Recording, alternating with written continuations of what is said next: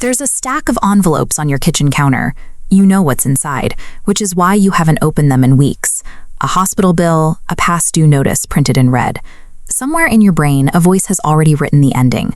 A repo truck idling at 6 a.m., a sheriff at your door, or a jail cell with your name on it. To prevent that total collapse, you keep juggling money you don't have. You drain your savings to pay whichever bill is screaming at you the loudest this week, assuming that the loudest threat is the most immediate danger. But the legal consequences of not paying move along a rigid, predictable timeline. These consequences are generally slower, stranger, and far more negotiable than the panic suggests. Your liabilities fall into 3 buckets: unsecured, secured, and government debt. Mapped onto a ladder, a pattern emerges. The bills with the most legal power are the quietest, while the debts that scream the loudest possess the least ability to take anything from you. Organizing your bills into this hierarchy transforms a visceral fear of financial ruin into a manageable, highly structured system. Once you can see the calendar, the anxiety of the unknown disappears. At the bottom of the ladder is unsecured debt, credit cards, and medical bills. These are debts where you put up no collateral, meaning the only thing backing them is your promise to pay. They are loud and persistent, but legally they move at a crawl. The common assumption is that a single late payment ruins your credit score the next day. In reality, while a late fee appears immediately, credit card companies generally do not report you to the bureaus until you are a full 30 days past due. If you find the money and pay on day 12, the bureaus never find out it happened. If the debt remains unpaid for 6 months, the bank charges it off, writing it off as a loss and selling it to debt collectors for a few cents on the dollar. These collectors rely entirely on psychological theater because America scrapped debtors' prisons in the 1830s. No one goes to jail for a credit card balance. Collectors are bound by strict federal rules. They cannot call your employer or threaten you with arrest. To actually seize a single dollar from your paycheck, a private collector must first file a lawsuit, win in court, and obtain a formal judgment. This legal requirement is limited by a statute of limitations, an expiration date for lawsuits that typically ranges from 3 to 6 years depending on your state. Once that window closes, the debt is time-barred and the collector cannot win a case against you. However, making a small payment on an expired debt resets the clock entirely. In most states, $20 resurrects the legal standing of a $5,000 debt, allowing a collector to successfully sue you for a balance that was previously dead. Because unsecured debt requires a multi-year timeline and a successful lawsuit to do real damage, it only becomes a threat if fear drives you to revive it or pay it before more urgent obligations. The rules change as we move up to secured debt. Because you pledged physical collateral, like a car or a house, the timeline for collection accelerates. In many states, a lender can legally repossess a vehicle the moment you default. This often requires no court order and no warning.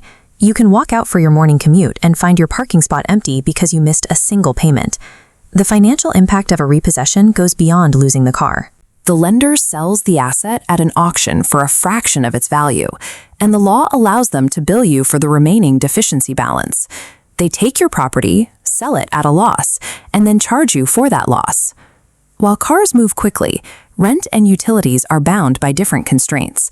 Landlords must go through a slow court process rather than self-evicting, and utility companies often have seasonal protections.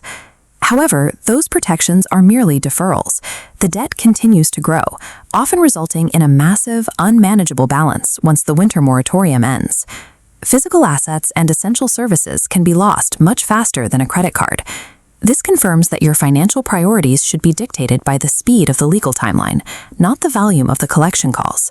At the top of the ladder is government debt. This is the apex predator of the financial system because the government operates largely outside the normal requirements for courtroom hearings and judges. For defaulted federal student loans, the Department of Education can bypass the courts to automatically garnish 15% of your wages. They can also seize your tax refunds and skim money directly from your Social Security checks simply by mailing a notice to your employer. The IRS possesses even broader powers. They can freeze and drain your bank accounts or place liens on everything you own without ever seeing the inside of a courtroom. The math of tax debt is specifically designed to punish avoidance. The penalty for failing to file a return is 10 times higher than the penalty for simply being unable to pay. Hiding from the IRS by not filing doesn't delay the pain, it multiplies the debt.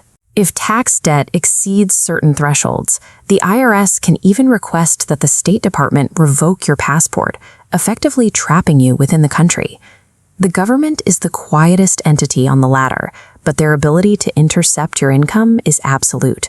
With them, silence is the one trigger that guarantees a loss of control. The fear of permanent credit damage often prevents people from making logical choices. While a bankruptcy or a foreclosure knocks significant points off your score, the damage is not permanent. It stings immediately, but it heals over a 7-year window until the record is cleared. In a financial crisis, the most effective strategy is triage. You have permission to ignore the most aggressive creditors in order to pay your bills in the order that actually protects your ability to live and work. Triage begins with shelter. Rent or mortgage payments are the top priority because a roof is the hardest thing to recover once it is lost. Utilities follow immediately, as keeping the lights and heat on is essential for basic stability. Next, protect secured assets, like the vehicle you need for your commute. Only after those are safe should you address government debt, ensuring that you stop the automatic garnishment of your future wages. Unsecured debts, the credit cards and medical bills that scream the loudest, are placed dead last. In a true emergency, their slow legal timeline makes them the least of your problems. Financial destruction usually stems from the fear of the unknown. By sorting your bills into these buckets and following the timeline, you remove the monster from under the bed and replace it with a plan you can actually execute.